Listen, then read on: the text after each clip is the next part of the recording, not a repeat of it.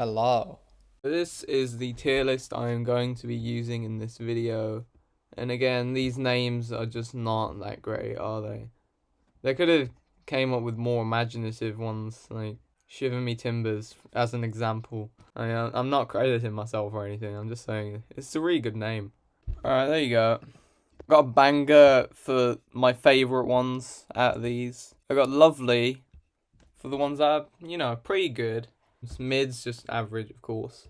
Doo-doo for not very good ones. And I don't know for the ones that I don't even know what they are, like these three at the bottom.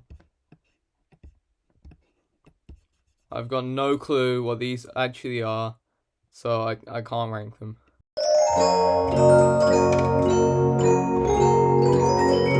Of course, we're starting with FNAF 1, the game that started it all really for the FNAF franchise. If you hadn't decided to make this game, of course, we wouldn't have got 2, 3, 4, etc. We'd have nothing. And it does well at what it tries to do, because it doesn't reveal too many things in the one game. There isn't much lore in it at all. It's all just subtle hints, like the Golden Freddy poster as an example. There are a few other clues scattered around, like the missing children posters, but that's as far as the lore goes. Gameplay wise, it is a banger. I just wish it had a few more controls, but simple, subtle, I like it. Especially the way it conveys its atmosphere with the chilling background ambience. You could imagine them working in a FNAF pizzeria and children actually going there to like it. But you can see what's so unsettling about the character design. It looks like they're human inside. And that's just the brilliance of the design overall. I have to put it in banger. I mean, it's just my favorite game out of all of these. And it started it all. Everything's just perfect, except maybe a few more mechanics in the game, but that's all, to be honest. Now time for FNAF 2. My hated game because of how many tries it took me to actually beat the 1020 mode on there. It's chaotic, really. It's got a lot going on, which is what I said FNAF 1 should have had, but this goes a bit overboard with the 10 animatronics. The character design is still obviously maintained from the first FNAF, and so are the jump scares, really, except from Freddy's normal one and Toy Freddy's one. And Golden Freddy, so pretty much all the Freddys, they're pretty solid jump scares. The game is a bit broken, though. I have noticed a lot of bugs still when playing the game, and gameplay wise, that's not very fun to deal with. But it does have a lot of lore in there. Again, it's a classic, and it's just as scary as the original, really. So if anything, I'll put it in banger, but just below FNAF 1, because FNAF 1 had that amazing atmosphere, which maybe FNAF 2 lacked a little.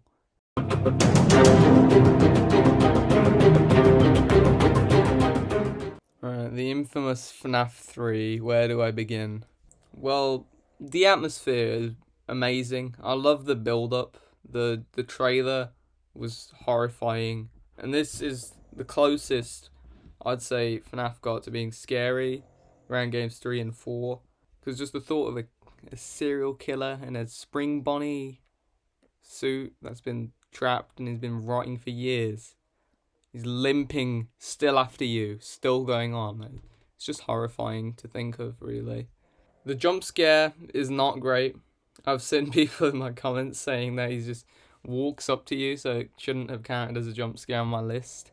And the only actually good jump scare, if you don't count Springtrap as a jump scare, is Phantom Foxy jumping across the room. I do not like the game's mechanics at all. I don't like the audio going and destroying you when he's like right around the corner. Nor do I really like the vent system. I think they could have done a better job with that. It just all feels a bit rushed, really. But there's just one animatronic to deal with, one. Game does well on lore. This is one of the most lore heavy games, or the most so far, but that's obviously going to change with the, the upcoming ones we have. But I do really like Springtrap's character design in this game. Even if his jump scare is not great, he just looks as good as he's ever been.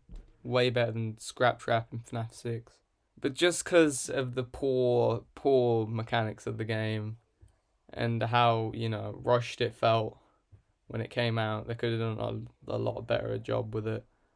I have to put it in the doo-doo category. Just below mid. I was contemplating on whether to put it in mid or doo-doo.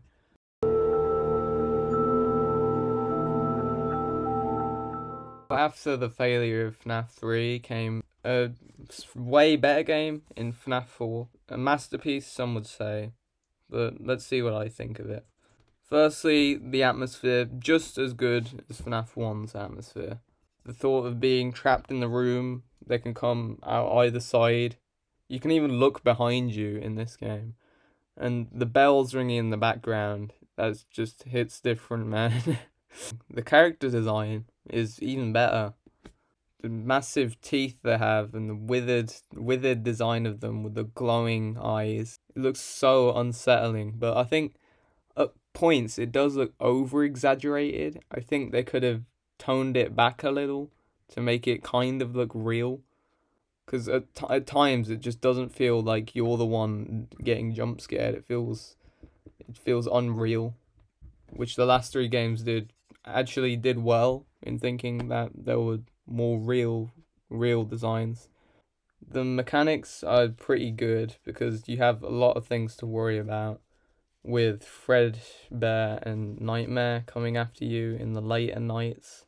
The Halloween DLC is just milking the money, really. It's trying to get more money out of the fans because it's not really any different to the original game. It's just got a few new characters who have the exact same functions as the ones that did before.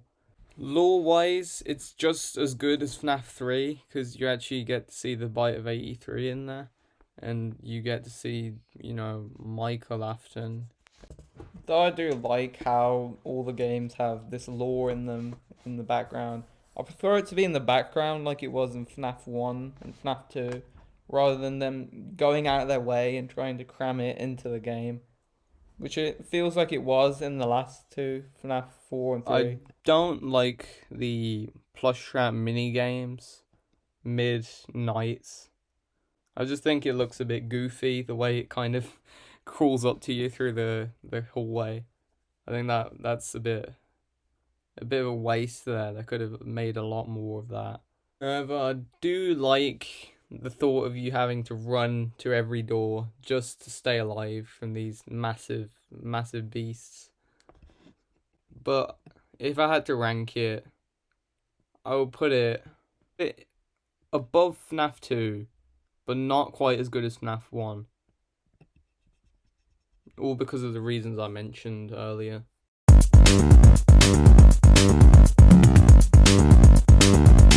FNAF World is an unplayable game now. I checked on Steam and it was gone because Scott removed it from the Steam website, which is a shame. It's not the best game, nor can it be compared to any of these whatsoever in terms of their horror. But for what it is, an RPG, it actually does a pretty good job of being that. And it does have some Easter eggs where you kind of find a few hints here or there and glitch out of the map. I think this isn't really a direction that the franchise should have gone, especially so early on into it, just after FNAF 4, possibly the scariest one in the franchise. And I think they should have just stuck to the horror ones, really. But it actually does do a good job of being an RPG. It is actually pretty sick when you play it. If I had to rank it against these, though, it wouldn't really be able to cope. It would have to go at the bottom.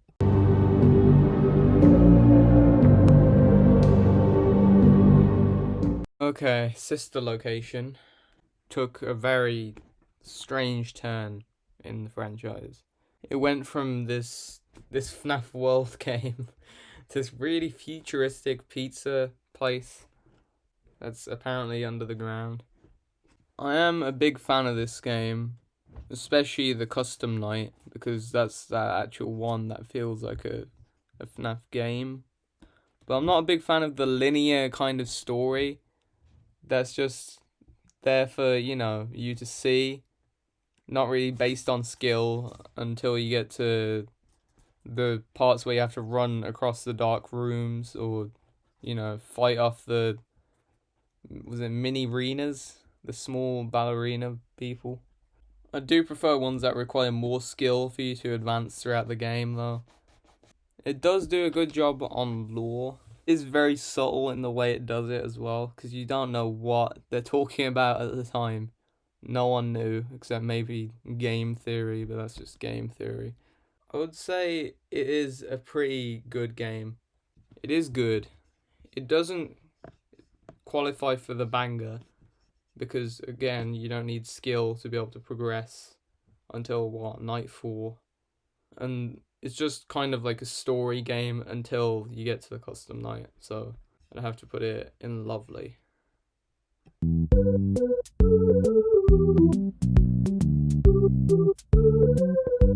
Alright, Pizzeria Simulator. This should have been the ending to the franchise. It's perfect in the way it wraps everything up in one last dramatic monologue as the burning building crumbles beneath you.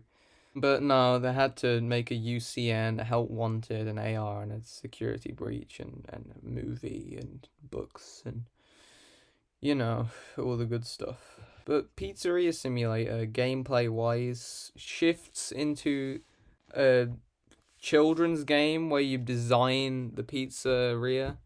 Then it turns into this survival game, which is the worst because you have 2 open vents right by you and they can pop out at any time. There's no stopping them. And then it switches into the salvage minigame, which is possibly my favorite part of the entire game because it does something new and it executes it so well. Especially with how they slowly kind of move towards you. I just wish it didn't have the red thing after they jump scared you, the red screen. Because you don't die from them, you just somehow survive a animatronic attack. Yeah, don't ask me, I didn't make the game. But as I mentioned, it wraps it up perfectly by killing Scraptrap. It burns, Baby, Molten Freddy, Lefty, and you, the protagonist. And of course, Henry, the one who set it off. Because it's split into 3 different sub-games, it's very unique in that way. And it makes you kind of want to get out of one of them and go to the other one where you design the pizzeria. Because, you don't want to be murdered by these animatronics. Whose jump scares are okay. They kind of pop in from the side and then it fades to a red screen, as I mentioned earlier. I was a big fan of a few of them, but of course Lefty in my tier list didn't cope so well. If I had to rank it against these, I would put it at the top of Lovely. Because gameplay wise, it's not quite as good as these 3. But it's still better than Sister Location due to the, everything coming together, coming to a halt for the supposed final game in the franchise.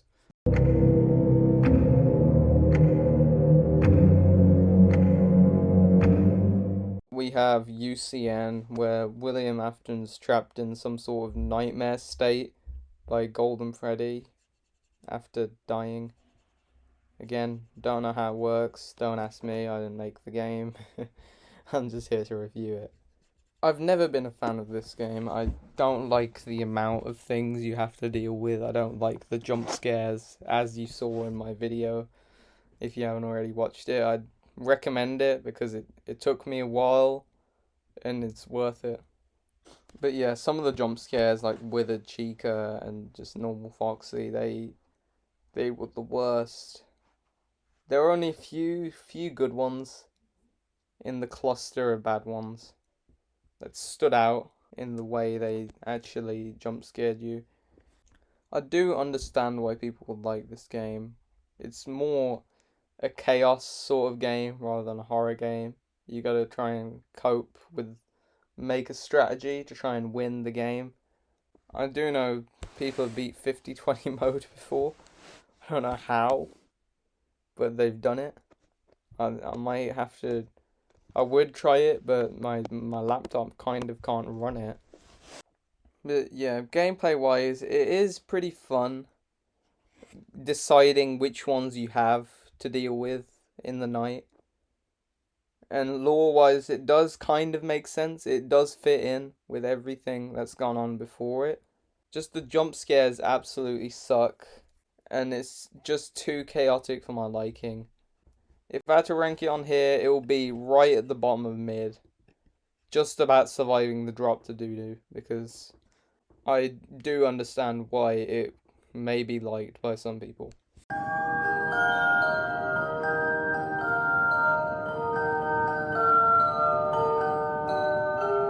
Something that I have not yet experienced, nor is it something that I'm probably ever going to experience because I do not have a VR headset. But just the thought of being in one of these games in VR is the worst.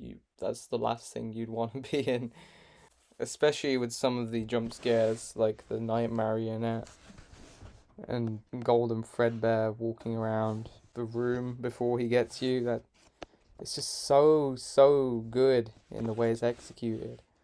It does look kind of goofy when you're not in VR, but I do understand that you'd have to be in VR to get the full experience.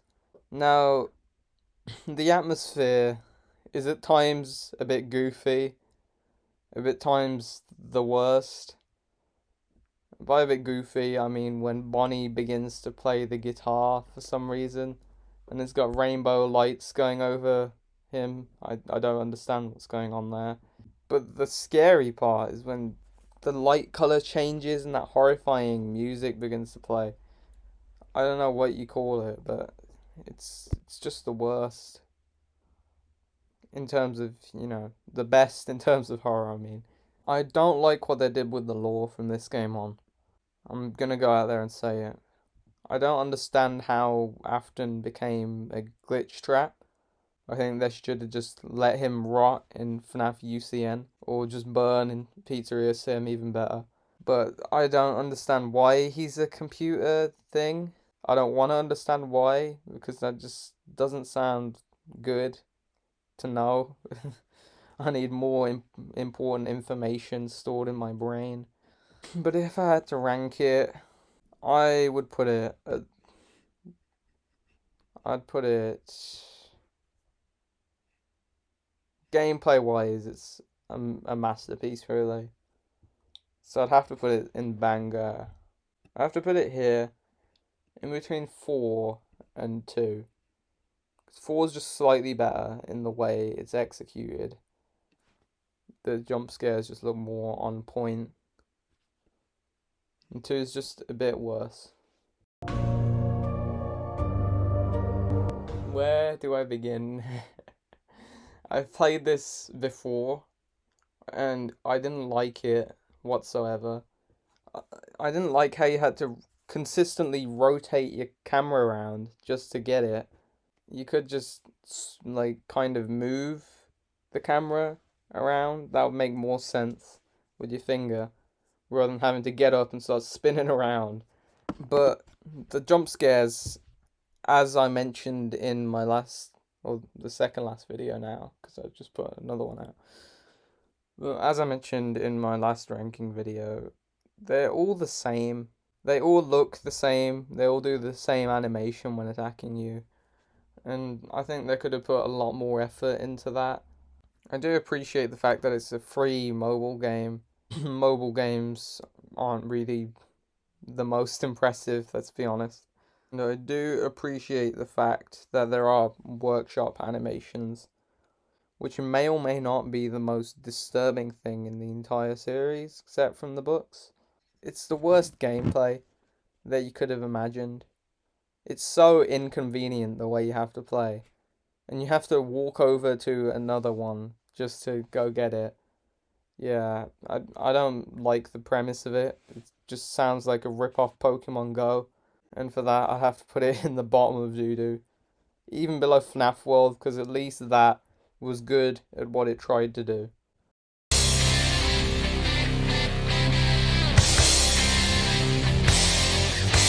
We have security breach, the infamous security breach. You're probably thinking, I'm gonna put this right at the bottom, even below AR. But no, not exactly. I like the premise of it. The fact that you're trapped in this really futuristic kind of pizzaplex, I think that's what it's called. With all these, rock star animatronics here. And there's kind of a killer locked in with you in the main game. The rabbit. It's pretty cool. But I wish the rabbit could have been in there more. That would have made for a much better game rather than having to chill out with Glamrock Freddy for most of it. I'm not a big fan of the jump scares in this game.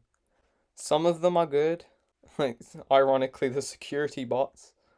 Some of them are bad, like Headless Freddy. So if the Ruin DLC didn't come out, it would be right here. But because of the Ruin DLC, it adds so much more context onto what we had before. Everything is good except from the ending in the Ruin DLC. Because there's no good endings in this game. One of them involves you like falling down an elevator shaft.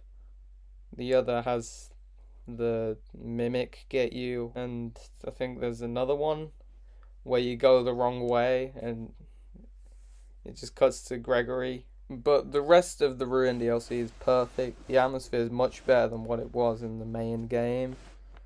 And it's a lot less buggy from what I've seen. I remember the photos of Glamrock Freddy T-posing. All of the animatronics used to run through walls, actually. It wasn't just Glamrock Freddy. I do think the Pizzaplex is a bit over the top. I think if they shrunk it a bit and made less collectibles, that just halted your journey and made you have to play for ages just to get the actual ending. I think it would have been a lot better. I'd still put it in mid just because of the Ruin DLC being as good as it is. Without that, I'd have definitely gone down here, but that's saved it for now. And that's all of the games on here. I'm not ranking these ones because I do not know what they are. And to be fair, they are pretty close. I do understand why some people would like this one the best, Pizzeria Sim. Some people would like Sister Location the best. Hey, some people might even like FNAF 3 the best. Who am I to judge? Because they are really close in quality. And I'm just judging them on slight differences here. These doo-doo ones aren't actually the worst in the world. I would still happily play them. And these bangers are actually bangers. There's no denying it. I was contemplating on whether putting Pizzeria Simulator in banger was good. But I think it just missed out. It's just not as good as FNAF 2. I was wondering where to put Security Breach because I didn't like the game, but I was being fair to it. I reviewed everything in the game and made a decision on it. So yeah, this is the final tier list in terms of how good the games are to play. And thanks for watching.